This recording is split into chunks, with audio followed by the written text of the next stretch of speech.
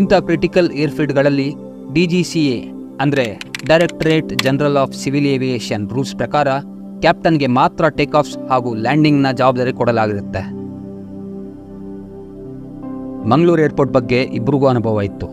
Captain ಗ್ಲೂಸಿಕಾರ್ ಅವರಿಗೆ ಮಂಗಳೂರಲ್ಲಿ 16 ಬಾರಿ ಲ್ಯಾಂಡಿಂಗ್ ಹಾಗೂ ಟೇಕ್ ಆಫ್ ಮಾಡಿದ ಅನುಭವ ಇತ್ತು.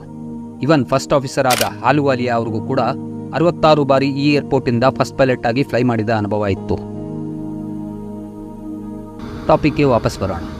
ಬೆಳಗಿನ ಜಾವ 5:37 ಮಂಗಳೂರು ಸಮೀಪಿಸುವಾಗ ಫಸ್ಟ್ ಆಫೀಸರ್ ಹಾಲುವಾಲಿಯಾ ಅವರು ಸತತವಾಗಿ ರೇಡಿಯೋ ಟೆಲಿಫೋನಿ ಮುಖಾಂತರ ಮಂಗಳೂರು ATC ಅಂದರೆ ಏರ್ ಟ್ರಾಫಿಕ್ ಕಂಟ್ರೋಲ್ ಜೊತೆ ಸಂಪರ್ಕದಲ್ಲಿರುತ್ತಾರೆ. ಈ ಸಂದರ್ಭದಲ್ಲಿ ರೆಡಾರಲ್ಲಿ ನಮ್ಮ ಫ್ಲೈಟ್ ಐಡೆಂಟಿಫೈ ಆಗ್ತಿದೆಯಾ ಅಂತ ATCನ ಕೇಳ್ತಾರೆ. ರೆಡಾರ್ ವರ್ಕ್ ಆಗ್ತಾ ಇಲ್ಲ, ಆದ್ದರಿಂದ ನಿಮ್ಮ ಪೊಸಿಷನ್ ಬಗ್ಗೆ ಮಾಹಿತಿ ಇಲ್ಲ, ಹಾಗೆ ILS DME ಆರ್ಕ